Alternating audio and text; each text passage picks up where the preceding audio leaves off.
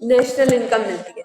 ठीक है, अभी देखते हैं लैंड को क्या मिलता है, रेंट इनकम। लैंड की इनकम क्या होती है, रेंट।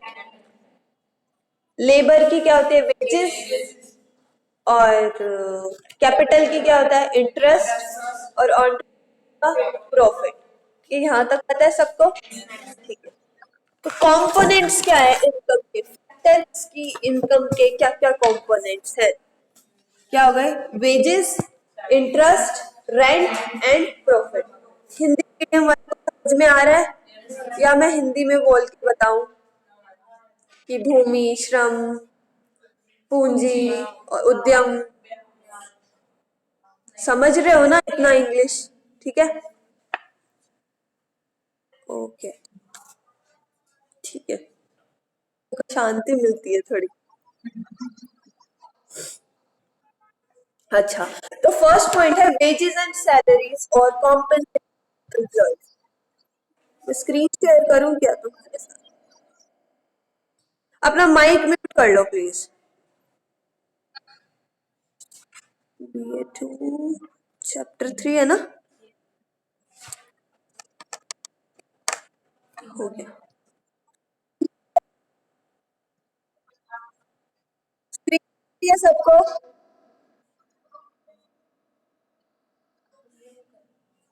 कर दिया, मैं ही करती हूँ म्यूट।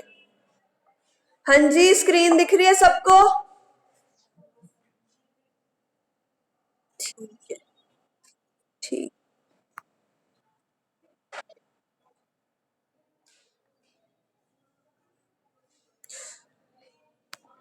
तो इसमें फर्स्ट पॉइंट है वेजेस एंड सैलरीज या फिर कॉम्पनसेशन ऑफ एम्प्लॉयज। वेजेस क्या होते हैं, वेतन, ठीक है। और कॉम्पनसेशन क्या होता है, कॉम्पनसेशन में हम जैसे वेजेस में हमने ले लिया जो भी पैसे मिले उसको पेमेंट मिली मनी की टर्म्स में, और कॉम्पनसेशन में हम लेते हैं क्या क्या अलग और फैसिलिटीज मिली। जैसे मान लो कई लेबर्स के लिए अलग से क्वार्टर्स बना दिए जाते हैं, ठीक है। कईयों को क्या कहते हैं कि उनका टेलीफोन बिल कंपनी पे करेगी, ऐसे ऐसे भत्ते मिलते हैं यानी अलाउंसेस मिलते हैं, वो हम किस में कंसीडर करते हैं, कॉम्पनसेशन में। तो समझ में आया वेजेस क्या होती है और कॉम्पेंसेशन क्या होता है, क्लियर है, ओके।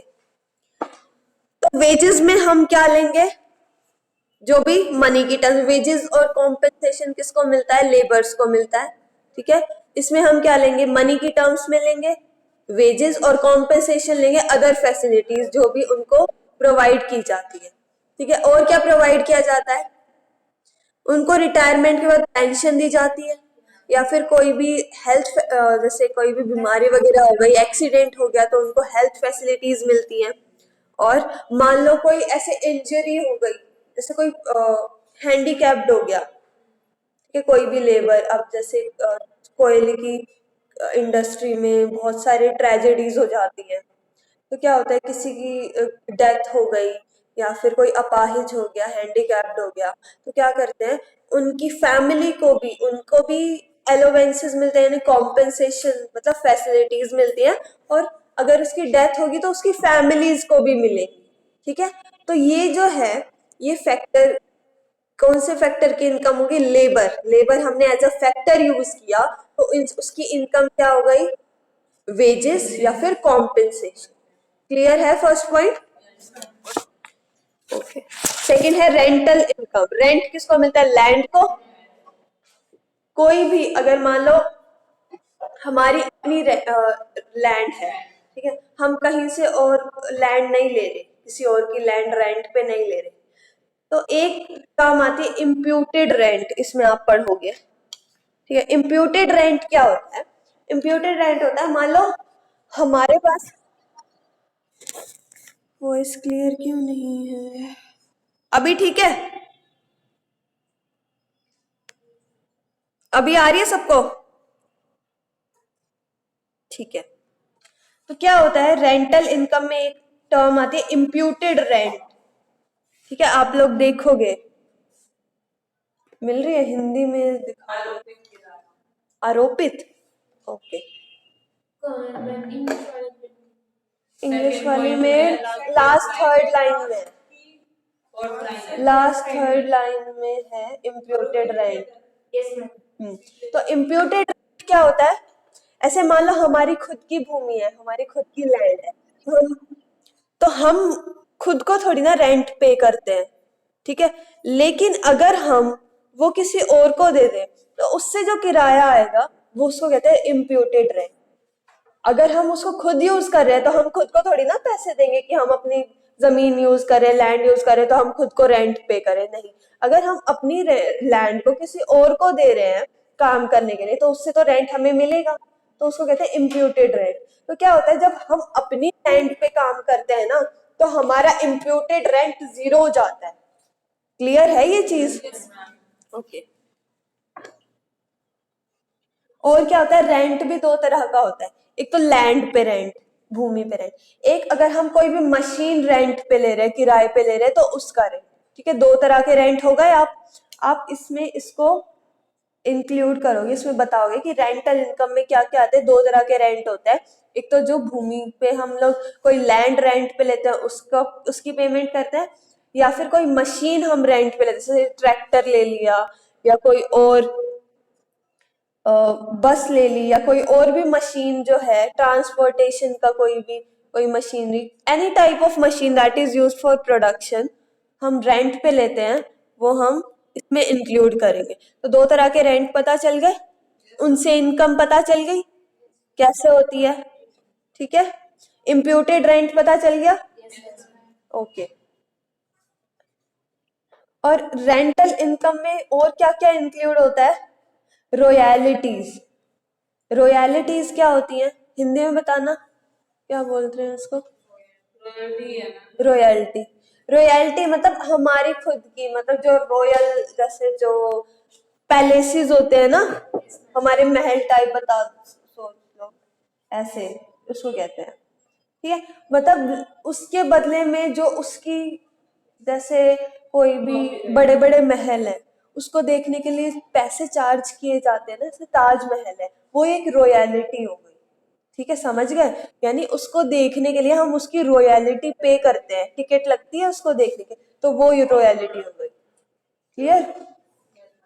और हम किसी के ऊपर वो ले लेते हैं, हमारे अधिकार होते हैं, हमारा जैसे कोई भी कॉपीराइट होता है। कॉपीराइट तो वैसे डॉक्यूमेंट्स पे होता है, पेटेंट राइट्स होते हैं और भी तरह की राइट्स, मतलब हमारा, सिर्फ हमारा अधिकार है उस पे, ठीक है। तो रेंटल इनकम में समझ में आ गया क्या क्या लिखना है, कि रेंटल इनकम जो होती है वो लैंड पे मिलती है।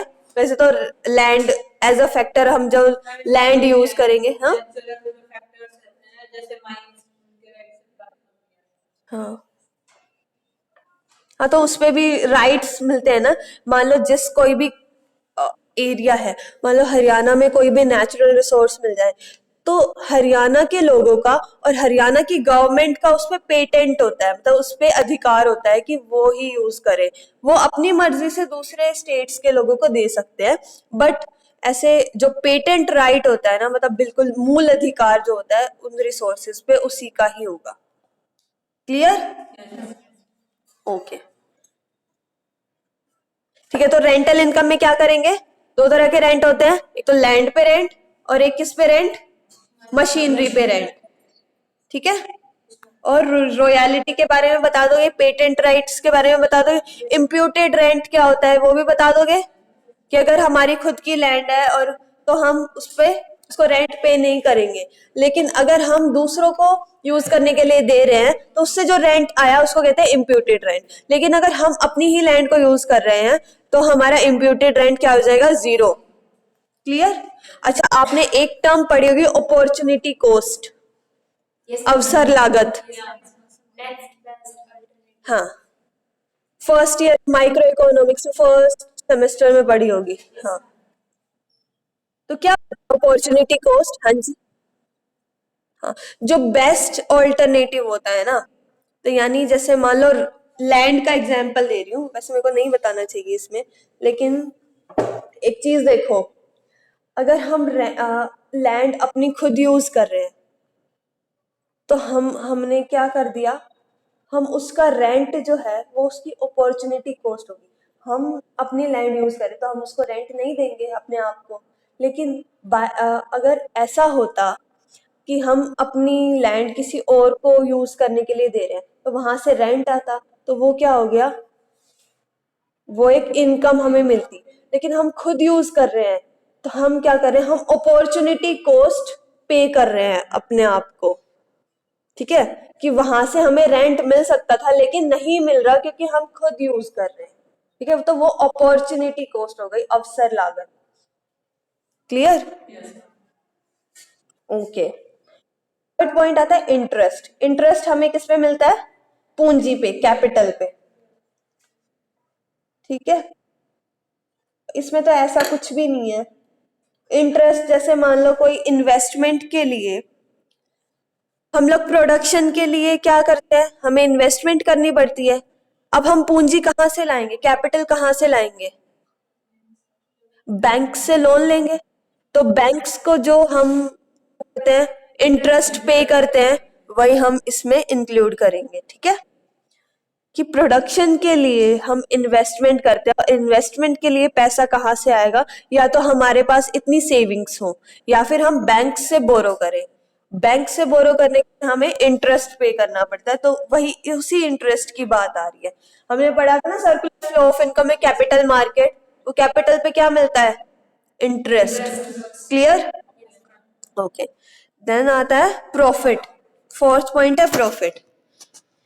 प्रॉफिट किसको मिलता है, एंटरप्रेन्योर को। एंटरप्रेन्योर को प्रॉफिट मिलता है। प्रॉफिट कैसे मिलता है, जब वो प्रोडक्शन करता है किसी भी प्रोडक्ट का और वो सेल आउट होता है उसका, तो उससे जो पैसा आता है उसको हम कहते हैं प्रॉफिट। ठीक है, तो प्रॉफिट को तीन कैटेगरीज में डिवाइड किया है। प्रॉफिट किस किस में डिवाइड होता है, तीन तरह के प्रॉफिट्स होते हैं।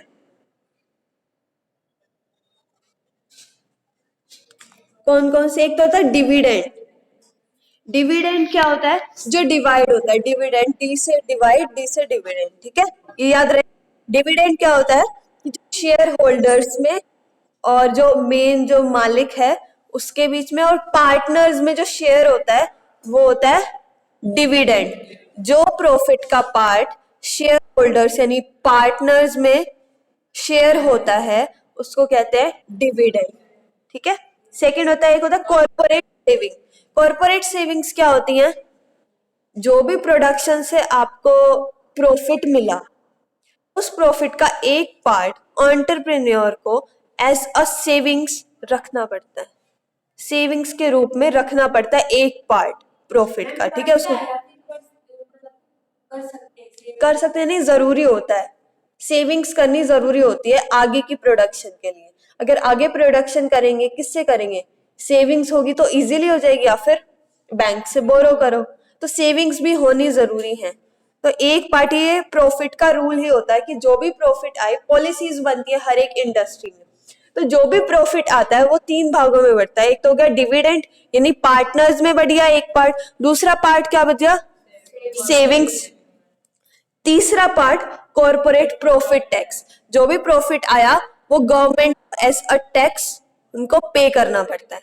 ठीक है, ओके, क्लियर है? ओके, फिर एक टर्म आता है मिक्स्ड इनकम।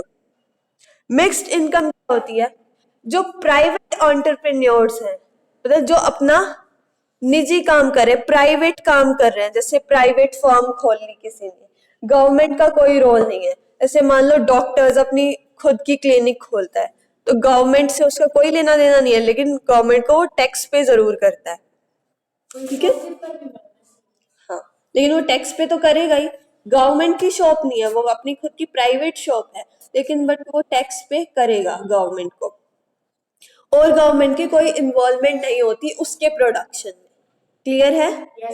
मिक्स्ड इनकम में क्या लिखेंगे हम, मिक्स्ड इनकम में आती है उन लोगों की इनकम जो प्राइवेटली अपना काम करे, सेल्फ एम्प्लॉयड है, मतलब जो अपना प्राइवेट कोई काम कर रहे हैं। ठीक है, कोई भी प्राइवेट बिजनेस खोल रखा है, या फिर किसी ने प्राइवेट स्कूल खोल रखा है, किसी डॉक्टर ने अपना प्राइवेट हॉस्पिटल खोल रखा है, तो उनकी इनकम को भी हम इनकम मेथड में इंक्लूड करेंगे। क्लियर है? ओके, तो इनकम मेथड में हमने क्या किया, लेबर्स की वेजेस को इंक्लूड किया, फिर रेंटल इनकम, लैंड से जो रेंट मिल रही है, प्रॉफिट जो मिल रहा है, और कैपिटल से जो इंटरेस्ट मिल रहा है, और मिक्स्ड इनकम मतलब जो सेल्फ एम्प्लॉयड जो प्राइवेट एंटरप्रेन्योर है उनकी जो इनकम है उन सबको प्लस करेंगे तो हमें क्या मिल जाएगा, नेट नेशनल इनकम। ठीक है, NNP एट FC हमें मिल जाएगा। क्लियर है कि इनकम मेथड से हम नेशनल इनकम कैसे मेजर करते हैं, इन सभी इनकम को ऐड करके। क्लियर है? ओके। क्या net factor income from abroad. अच्छा, अगर हमारी जो इकोनॉमी है वो दो तरह की होते हैं, क्लोज्ड इकोनॉमी, एक ओपन इकोनॉमी। क्लोज्ड इकोनॉमी क्या होती है, जब हम ट्रेड नहीं कर रहे फॉरेन कंट्री से। लेकिन ओपन इकोनॉमी क्या होती है, जब हम खुली हुई हमारी अर्थव्यवस्था, हम फॉरेन कंट्री से ट्रेड कर रहे हैं, एक्सपोर्ट इंपोर्ट कर रहे हैं। तो अगर ओपन इकोनॉमी है तो जो भी इन अब्रॉड से अगर हम कोई एक्सपोर्ट कर रहे हैं अब्रॉड को, फॉरेन कंट्रीज को, तो उनसे पेमेंट आएगी, तो उसकी पेमेंट को भी हम एज एन इनकम हम इसमें इंक्लूड करेंगे। इन सबको ऐड करके हमारे पास क्या आ जाएगी, नेशनल इनकम। ठीक है, आ गया? कर दोगे? चलो, अब थर्ड मेथड है एक्सपेंडिचर मेथड। यानी एक्सपेंडिचर मतलब व्यय, खर्चा। ठीक है, तो खर्चे को कैलकुलेट करके हम कि हमने अपने देश में हम खर्चा कर रहे हैं तो अपनी कंट्री में ही खर्चा कर रहे हैं, यानी हमारा पैसा हमारी कंट्री में ही जा रहा है, या फिर कहाँ जा रहा है, एक्सपोर्ट इंपोर्ट कर रहे हैं तो बाहर का आ रहा है या यहाँ का बाहर जा रहा है। ठीक है, तो जो भी खर्चा हो रहा है तो खर्चे को कैलकुलेट करके हम अपनी इनकम कैलकुलेट करेंगे। ठीक है, एक्सपेंडिचर मेथड से ये कितना हमने एक्सपेंडिचर किया उसके अकॉर्डिंग हम नेशनल इनकम कैलकुलेट करेंगे। तो इसमें क्या होता है, फर्स्ट इसको भी कैटेगराइज कर दिया इन्होंने, कंपोनेंट्स में डिवाइड कर दिया। पहला है फाइनल कंजम्पशन एक्सपेंडिचर, यानी जो फाइनल गुड्स और सर्विसेज का हमने कंजम्पशन किया है।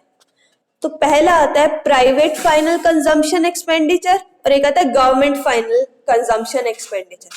प्राइवेट में क्या हो गया, जो हम लोग अपने जो हाउस होल्ड सेक्टर है वो जो कंजम्पशन कर रहा है। ठीक है, जो हम लोग हैं, हमारे जैसे कस्टमर्स है, कॉमन पीपल है, वो क्या क्या खर्चा कर रहे हैं, वो कितना उपभोग कर रहे हैं। तो क्या होता है, एक्सपेंडिचर में हम खर्चा किस पे करते हैं, इनके अकॉर्डिंग हम खर्चा करते हैं उपभोग पे। एक्सपेंडिचर हम किस पे कर रहे हैं, कंजम्पशन पे। ठीक है, तो एक होती है प्राइवेट कंजम्पशन, एक होती है गवर्नमेंट कंजम्पशन। तो प्राइवेट कंजम्पशन किसको करेंगे, जो हम लोग कर रहे हैं खर्चा अपनी कंजम्पशन पे, अपने उपभोग के लिए जो हम खर्चा कर रहे हैं उसको प्राइवेट कंजम्पशन कहेंगे। और गवर्नमेंट फाइनल कंजम्पशन क्या कहते हैं, जो गवर्नमेंट अपने लिए कर रही है अपने फायदे के लिए। तो प्राइवेट में तो यही बता देंगे कि हमें जो जिस चीजों की जरूरत होती है, बेसिक रिक्वायरमेंट्स को पूरा करने के लिए जो भी हम खर्चा करते हैं वो सारी इसमें इंक्लूड होगी। सेकेंड है गवर्नमेंट कैसे कैसे खर्चा करती है। गवर्नमेंट क्या करती है बताओ, गवर्नमेंट बॉन्ड्स खरीदती है, इक्विटी बॉन्ड्स शेयर्स वगैरह खरीदती है। गवर्नमेंट इन्वेस्टमेंट भी करती है। तो ये गवर्नमेंट के क्या हो गए, खर्चे हो गए। ठीक है, और क्या करती है, गवर्नमेंट फॉरेन कंट्री से करती है। क्या क्या कहते हैं, हाँ, ये आगे पढ़ेंगे। लेकिन गवर्नमेंट जो भी खर्चा करती है, जैसे सब्सिडीज पे खर्चा करती है, ट्रांसफर पेमेंट्स पे खर्चा करती है, तो ये भी हम नेशनल इनकम को मेजर करने के लिए इंक्लूड करेंगे उसमें। ठीक है, आ गया समझ में कि कंजम्पशन एक्सपेंडिचर में क्या करेंगे, एक तो प्राइवेट कंजम्पशन एक्सपेंडिचर और एक government expenditure. Government consumption expenditure private में हमारे कंजम्पशन को बता देंगे और सेकंड में गवर्नमेंट जो भी एक्सपेंडिचर करती है। सेकंड है gross domestic capital formation. Capital formation पूंजी के निर्माण के लिए जो खर्चा किया जाता है, कैपिटल फॉर्मेशन के लिए जो एक्सपेंडिचर किया जाता है वो क्या क्या होता है बताओ। एक तो होता है fixed capital formation. Fixed capital formation मतलब जो चीज कांस्टेंट रहे, फिक्स रहे कि इन पे तो खर्चा करना ही पड़ेगा, ये चीज ऐसी की ऐसी ही रहती है, कि जो फिक्स रहे, कांस्टेंट रहे। ठीक है, जैसे इसमें क्या आता है, एक्सपेंडिचर ऑन कंस्ट्रक्शन, यानी कुछ भी चीज का, जैसे बिल्डिंग वगैरह बनाने के लिए किस पे खर्चा किया जाता है, रॉ मटेरियल पे, कैपिटल पे, लैंड पे, लेबर भी हमें चाहिए होता है, ठीक है, उसके लिए। और दूसरा होता है हमें मशीन पे भी, ठीक है, मशीनरी पे भी हमें एक्सपेंडिचर करना होता है, ठीक है। फिर दूसरा है expenditure on change in stock और इन्वेंट्रीज। कोई भी हम स्टॉक मतलब कोई भी चीज हम बल्क में खरीद रहे हैं, लार्ज क्वांटिटी में खरीद रहे हैं, उसको कहते हैं स्टॉक, ठीक है। तो स्टॉक में क्या करेंगे, स्टॉक्स खरीदने में भी हम, इन्वेंटरीज या स्टॉक्स खरीदने में भी हम लोग को क्या करना पड़ता है, खर्चा करना पड़ता है। तो अगर हमने कोई भी एक्सपेंडिचर किया तो उसको भी नेशनल इनकम में इंक्लूड करते हैं, ठीक है। थर्ड आता है नेट एक्सपोर्ट्स। नेट एक्सपोर्ट्स क्या होता है, नेट एक्सपोर्ट्स का मतलब होता है एक्सपोर्ट्स माइनस इंपोर्ट्स, ठीक है। इसमें हम एक्सपोर्ट्स भी लेते हैं और हम इंपोर्ट्स भी लेते हैं, ठीक है। तो नेट एक्सपोर्ट्स का क्या फॉर्मूला है, एक्सपोर्ट्स माइनस इंपोर्ट्स। फिर क्या होगा, खर्चा कैसे हो जाता है, इंपोर्ट कुछ भी करते हैं तो हमें पेमेंट करनी पड़ती है फॉरेन कंट्रीज को, तो हमारा ये एक्सपेंडिचर हो गया, व्यय हो गया, ठीक है। और अगर कोई एक्सपोर्ट कर रहे हैं तो हमारा ट्रांसपोर्टेशन कॉस्ट भी लगती है और उसको प्रोड्यूस करने में भी हमारी कॉस्ट लगती है, तो यानी एक्सपेंडिचर हो गया, ये हमारा खर्चा लगा, व्यय हुआ ये हमारा। तो ये सारी चीजें हम इंक्लूड करेंगे। तो एक्सपेंडिचर मेथड में हमने क्या देखा, सबसे पहले कंजम्पशन एक्सपेंडिचर। कंजम्पशन एक्सपेंडिचर में दो चीजें पड़ी, प्राइवेट कंजम्पशन एक्सपेंडिचर और गवर्नमेंट कंजम्पशन एक्सपेंडिचर। प्राइवेट में हम जो कंजम्पशन एक्सपेंडिचर करें, हम जो खर्चा करें, और गवर्नमेंट में जो गवर्नमेंट कर रही है, ठीक है। सेकंड हमने क्या देखा, ग्रोस डोमेस्टिक कैपिटल फॉर्मेशन, यानी कैपिटल फॉर्मेशन के लिए जो हम एक्सपेंडिचर करते हैं उसको इंक्लूड करना। इसमें क्या आएगी, एक तो फिक्स्ड कैपिटल फॉर्मेशन, कि जो भी कैपिटल बनाने के लिए जो भी हम फिक्स्ड, जो स्थिर रहे, उसको बनाने के लिए खर्चा कर रहे हैं। जैसे कंस्ट्रक्शन के लिए, बिल्डिंग वगैरह बनाने के लिए क्या चाहिए, लेबर चाहिए, ये तो चाहिए ही चाहिए, ये चीज तो फिक्स है, ठीक है। और क्या, मशीनरी पे हम जो एक्सपेंडिचर कर रहे हैं। फिर क्या आ जाता है, एक ये तो हमने पढ़ लिया कि फिक्स्ड कैपिटल फॉर्मेशन कैसे होती है। एक हम किस पे खर्चा करते हैं, स्टॉक्स पे, इन्वेंटरीज पे, बॉन्ड्स खरीदते हैं, शेयर्स खरीदते हैं, ठीक है, कि आगे इन्वेस्टमेंट हम कर सके, ठीक है। फिर आता है एक्सपोर्ट्स, नेट एक्सपोर्ट्स, यानी अगर हम किसी भी प्रोडक्ट का एक्सपोर्ट कर रहे हैं तो भी हमें उसको प्रोड्यूस करने में हमारा खर्चा लगता है, उसका एक्सपेंडिचर होता है। सेकंड, इंपोर्ट कर रहे हैं कुछ फॉरेन कंट्री से तो हमें पेमेंट करनी ही करनी पड़ती है। क्लियर है? अच्छा, तो एक्सपेंडिचर मेथड में क्या क्या है ये आपको पता चल गया, कौन कौन से कंपोनेंट्स हैं। अगर इन सारी चीजों को ऐड कर देंगे तो हमारे पास आएगा जीडीपी एट मार्केट प्राइस, ठीक है। इन सबको ऐड कर देंगे तो हमारे पास जीडीपी एट मार्केट प्राइस आ जाएगा। फिर क्या करेंगे हम, हमारे पास जीडीपी आ गया, लेकिन नेशनल इनकम क्या होती है, एनएनपी एट एफसी। तो आप कन्वर्ट कर लोगे, जैसे प्रोडक्ट मेथड में हमने कन्वर्ट किया था, कर लोगे, फिर से नहीं करवाने की जरूरत। ओके, तीनों मेथड्स कंप्लीट हो गए हैं। फिर आपको इस टेबल में ना, ये जो टेबल है इसमें यही चीजें बताई गई है। टेबल में तीनों मेथड्स को एक साथ बता दिया गया है। टेबल दिख रही है ये बड़ी वाली, सबको दिख रही है, ऑनलाइन वालों को भी स्क्रीन पे टेबल दिख रही है। हाँ, तो इसमें क्या है, टेबल में तीनों मेथड्स को अलग अलग वो दिखा दिया है, कंपेयर कर दिया है कि इसमें प्रोडक्ट मेथड में क्या करते हैं, इनकम मेथड में क्या करते हैं और एक्सपेंडिचर मेथड में क्या करते हैं, ठीक है। ओके, आगे है आपके रिलेटेड एग्रीगेट्स। पता है मुझे 12 बज गए। अच्छा, अरे ये सुन लो, ये कुछ भी नहीं है, वो सुनने वाला ही है। रिलेटेड एग्रीगेट्स, हाँ, रिलेटेड एग्रीगेट्स में वही है। फर्स्ट पॉइंट क्या है, जीडीपी एट एमपी। ठीक है, जीडीपी एट एमपी में हमने क्या किया, जो भी फैक्टर्स, इनका अगर हम क्या करेंगे, इनकम मेथड से हम कर रहे हैं तो क्या करेंगे, सबकी इनकम्स को ऐड कर देंगे, तो हमारे पास जीडीपी एट एमपी आ गया। एक्सपेंडिचर मेथड में भी क्या करेंगे, जो भी एक्सपेंडिचर के जितने भी कंपोनेंट्स हैं उनको ऐड कर दिया, तो हमारे पास क्या आ जाएगा, जीडीपी एट एमपी। ठीक है, फिर क्या होता है, फिर सेकंड पॉइंट में इन्होंने क्या है, जीडीपी एट एफसी। तो एफसी, एमपी को एफसी में कन्वर्ट करने के लिए क्या करेंगे, indirect taxes minus subsidies plus करेंगे। ठीक है, यही बताया गया है इसमें सेकंड पॉइंट में। थर्ड पॉइंट कन्वर्जन ही है, ये वही चीजें हैं, net domestic product at market price. अब ग्रोथ से नेट बनाने के लिए डेप्रिसिएशन माइनस कर देंगे। क्लियर है, फिर नेट डोमेस्टिक प्रोडक्ट को, एनडीपी को एनएनपी बनाना है। एन नहीं, इसमें नहीं बनाया हुआ। हाँ, एमपी को एफसी में किया हुआ है, तो ये कन्वर्जेंस बताए हैं, तो कन्वर्जेंस कर लोगे। ठीक है, सभी कर लोगे, ऑनलाइन वाले समझ आ रहा है। कोई प्रॉब्लम हो तो पूछ लेना, लेकिन वही चीजें हैं सारी इसमें। ठीक है, ये 8th पॉइंट तक इतना ही है, मतलब कन्वर्जेंस है, जो पहले भी करवा चुकी हो, तो ये आप लोग रीड कर लेना, इन केस कोई प्रॉब्लम आए तो आप पूछ लेना। ठीक है, फिर आगे कल ये कर देंगे कंप्लीट करने की कोशिश।